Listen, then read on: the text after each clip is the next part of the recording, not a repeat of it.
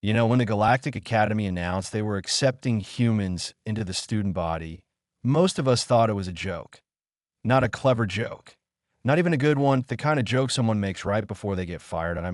This is a species that barely left their own planet without almost destroying it.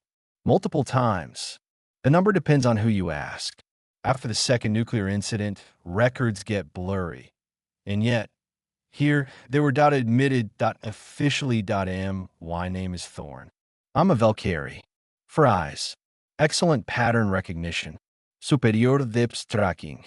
And, unlike certain members of the Academy administration, basic common sense that I had been studying xenobiology for 6 rotations at the Academy on Gore Prime Station. Neutral territory. Cultural crossroads. The kind of place where methane breathers shared cafeterias with silicon-based life forms. I had seen everything. Crystalline entities who communicated through light. Gas giants with collective hive minds. Warrior species who treated peaceful negotiation as a combat sport. Nothing surprised me anymore. Until the humans arrived, small, soft point 2 arms.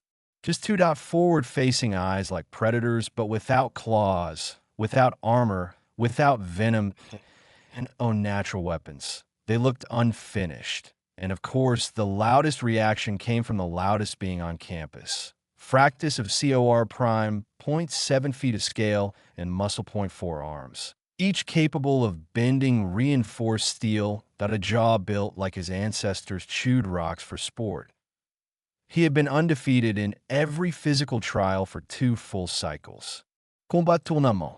Strength contests, endurance runs. If it required violence or lifting something heavy, Fractus had a trophy for it. His ego had its own gravitational pull. Small objects may or may not have orbited his head during lectures. The real problem wasn't just that he was strong, that IT was that he knew it, that he flexed during exams, that he wore combat medals to astrophysics class, that he once challenged a malfunctioning food dispenser to single combat, because it gave him the wrong protein supplement, when the humans walked through orientation, quiet, carrying data pads, looking like they might bruise if the lighting was too aggressive. Fractus saw opportunity. Fresh targets, he called them softlings, meat bags, walking target practice. That was his first mistake. His second mistake was noticing Kira-chun. She sat in the 3rd row of comparative species biology. Same seat, every cycle. Always focused. Always taking actual handwritten notes instead of passively recording the lecture like the rest of us. Small even by human standards. Dark hair tied back. Clean uniform. Calm posture. She never spoke unless called on. And when she did, precise answers. Clear logic. No wasted words. Exactly the type Fractus would label as weak, but I noticed something others didn't. Kira moved differently. There was no wasted motion. Every step balanced. Centered. Controlled. When she rested her hands on the desk, they were relaxed but ready, and across her knuckles, calluses, not academic calluses, training calluses that I watch her one day as Fractus entered class late. Again, loud. Again, disrupting everything. Again, she didn't react, didn't glare, didn't shrink. She just watched calm, observing, measuring, filing something away behind those steady eyes. That's when I should have realized humans weren't the joke that we were. It started on what humans insisted on calling Tuesday. Technically, it was the 3rd rotation of the station cycle. But ever since they arrived, half the campus had adopted Earth time units. No one really knew why. Professor Melvin was lecturing about evolutionary adaptations in low-gravity environments. He had a talent for making even exploding stars sound boring. That's when Fractus decided the universe needed his opinion. "This is pointless," he announced, loud enough for the Solari in the back, who barely had ears, to hear him. "Why are we studying weak species? Half these adaptations are just excuses for being prey." The room went quiet. Professor Melvin adjusted his holo display. Strength is only one measure of survival.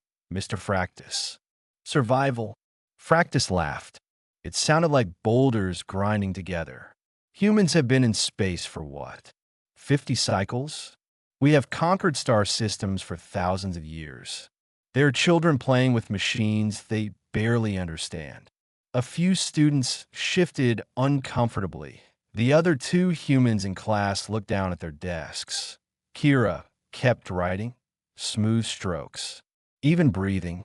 No reaction. Fractus warmed up to his speech. High gravity world. Thin atmosphere. They evolved running after prey because they were too weak to kill it quickly. Pursuit predators. He smirked. I call it pathetic. Enough.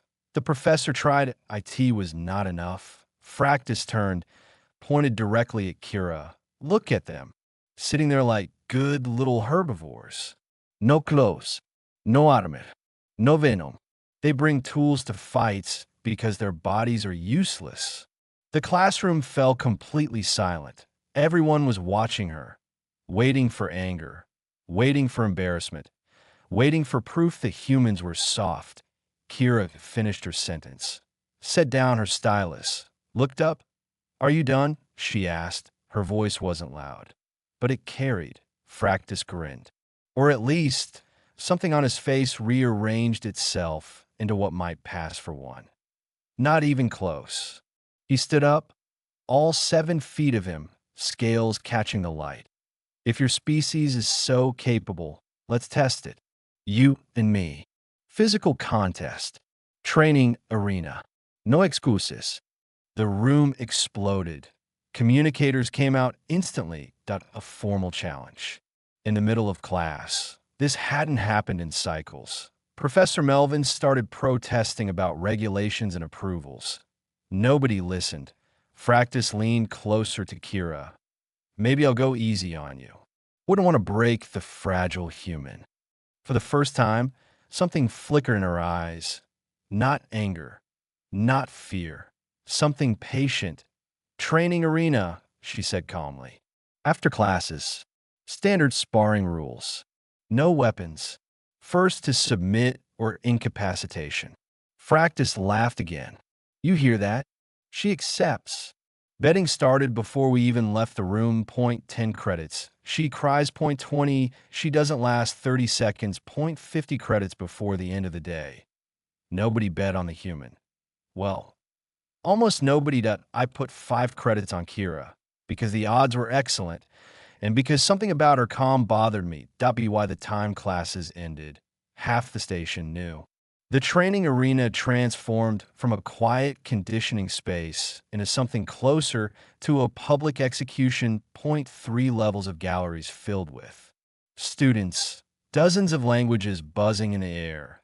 Fractus arrived first. Of course he did. He wore minimal sparring gear, just enough to meet regulations. That he lifted weights that would have crushed most species, slammed a practice dummy into a wall hard enough to dent reinforced panels, roared, a deep subsonic sound that made my secondary stomach tighten. It was intimidation, and it was working. Then Kira walked in. The noise dropped, mostly because people were trying not to laugh. She wore standard academy training clothes. Simple, functional. She placed a water bottle at the edge of the arena, stretched, rolled her shoulders, touched her toes. That was IT. An O roar, an O display, and O heavy objects thrown across the room. She looked like someone preparing for a light jog. Fractus watched her and laughed so hard I briefly hoped he might injure himself. The referee, a neutral Glorian who looked extremely bored, called them to center arena. Standard rules. No lethal force. Match ends on submission or incapacitation. He looked at Fractus. Ready? Ready to teach. Fractus replied, but he looked at Kira. She simply nodded. Weight balanced. Hands relaxed. Calm. Begin. Fractus exploded forward. And that's when everyone realized something was wrong. Kira wasn't there anymore. Fractus closed the distance in less than a second. 4 arms reaching. Grab. Crush. End it. That was the plan. The crowd was already cheering his victory. And then Kira moved, not backward, not away, sideways, down. She slipped under his grab so smoothly it looked rehearsed, like she had practiced that exact movement 1,000 times. Her hand snapped out, got a sharp strike to his side, precise, controlled. Not wild. Fractus stumbled half a step. Not from pain, from surprise. The cheering faded. He turned, slower this time, more careful. Lucky, he growled. He attacked again. Smarter now. Two arms striking. Two guarding. Using reach. Trying to trap her. Kira kept moving, calm, balanced. Every step placed exactly where it needed to be. His fist cut through empty air. Every time he overextended, even slightly, her hand or foot struck. Not heavy hits, not dramatic, but targeted joint, muscle cluster, nerve line, again and again and again. 0.3 minutes in, Fractus was breathing harder, not exhausted, but harder than he should have been. The Danthea next to me whispered, "Why is she still standing?" Good question, because she wasn't trying to overpower him. She was dismantling him. Piece by piece, she kept striking the same spots. Left knee, the one bearing extra stress from his lunges. Upper right arm, the muscle controlling grip strength. Side of the neck, balance control. That IT was surgical. Meanwhile, he was landing hits. 2.1 fist clipped her shoulder. The sound echoed, that immediate impact that would have shattered bones in most species. She rolled with it, came back up, kept moving. Another strike. Caught her ribs. That I saw pain flash across her face. Real pain, but she didn't stop. Stand still. Fractus roared.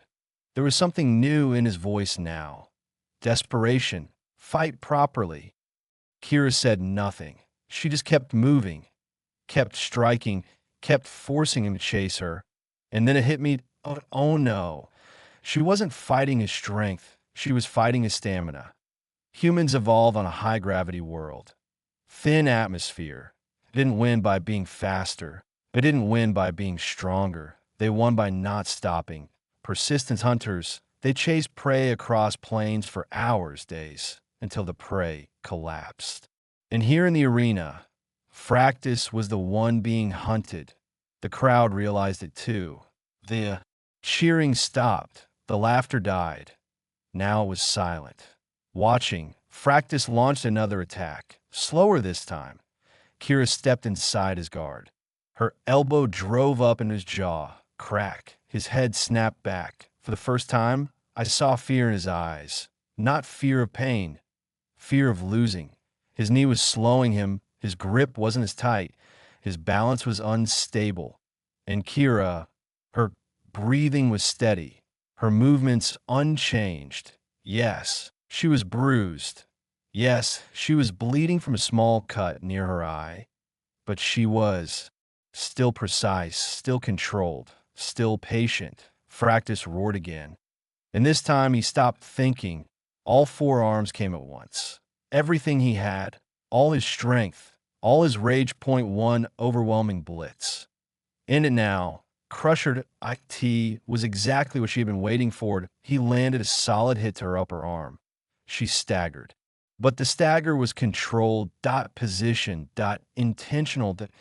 His momentum carried him forward. Overextended. Off balance, she planted her back foot, and the galaxy learned something important about humans. What happened next took maybe 2 seconds that I will remember it for the rest of my life. Fractus lunged forward, overextended, off balance. Kira didn't try to stop him. She guided him. Her hand caught his extended arm. Not to block. To redirect. She pivoted, using his own weight and speed against him. Dropped her center of gravity, pulled, his massive body tipped forward, and then her knee drove up into his midsection. All the force her human legs could generate. The sound that came out of him was an A. Roar. It was air leaving lungs that forgot how to breathe.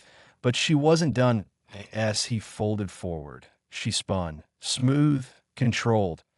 Her heel whipped around and connected with the side of his head. Crack. The sound echoed through the arena. Fractus went down. Not slowly, Not gracefully, T collapsed like a structure losing its foundation, point 0.7 feet, point 400 pounds, hitting the reinforced arena floor hard enough that the floor cracked. Actually cracked, composite material designed for heavy combat species. Fractured beneath him. Spiderweb lines spreading from the impact point. He didn't get up. Kira stood over him, breathing hard now, finally showing effort. Point one hand pressed against her ribs, blood running from the cut above her eye. She didn't celebrate, didn't raise her arms, didn't even look at the crowd. The referee rushed in, checked Fractus, paused, then raised his hand. Winner by incapacitation. Kiratien. Silence. Point one, heartbeat. Point 2.3. Then someone started clapping. Slow, uncertain, then louder. Then the entire arena erupted. Not for Fractus, for her, for the small human who had just done the impossible. Kira walked calmly to the edge of the arena, picked up her water bottle, took a drink, waited for the med team to check her injuries before she allowed them to examine him. Professional, controlled, unbothered. The medical team scanned Fractus. Their expressions shifted from routine to confused. 3 cracked ribs, severe muscle trauma, ligament strain in both knees, concussion, fractured jaw. The lead medic looked genuinely unsettled. How did a human do this? Professor Melvin stepped forward, activated a hollow display of human anatomy. What we fail to consider, he began, voice steady now, is that humans are not strong by our standards. He zoomed in on the legs, but they are efficient, largest muscle groups in the body, built for distance, built for repetition. They can perform the same action again and again without significant decline. The display shifted to the brain. Tool users, strategic thinkers. They evolved to identify weakness. She did not fight his strength. She targeted structure. She targeted stamina. She targeted balance. She fought evolution with evolution. I looked at Fractus being lifted onto a stretcher, still conscious, still staring at the ceiling, processing the collapse of everything he believed about strength. And I remembered something from our early lectures on Earth predators. The terrifying thing about humans wasn't that they could chase you to IT, was that they would. They would follow, across distance, across exhaustion, across pain. They didn't need to be stronger. They just needed to keep going.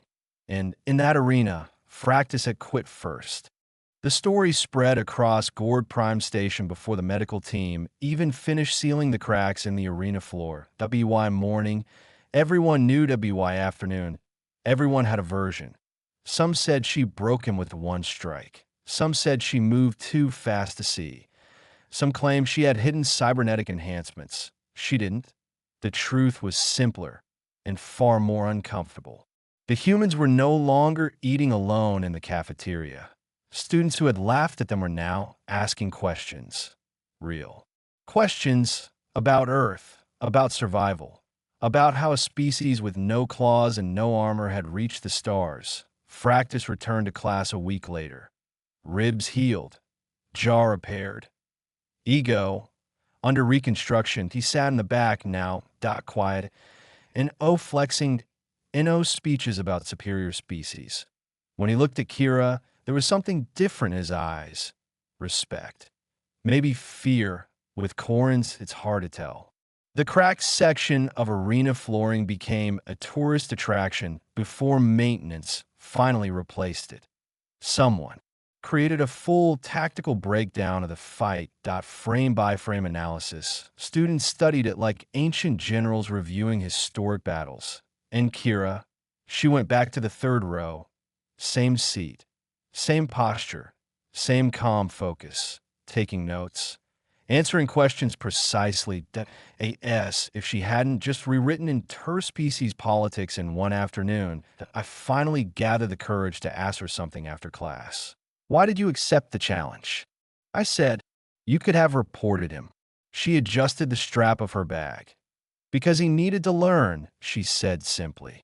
And sometimes experience teaches faster than lectures. Were you worried you might lose? She smiled slightly. I've trained in martial arts since I was 6, she said. 12 years of learning to fight people bigger and stronger than me. She paused. Fractus was powerful, but he relied on intimidation and natural advantage.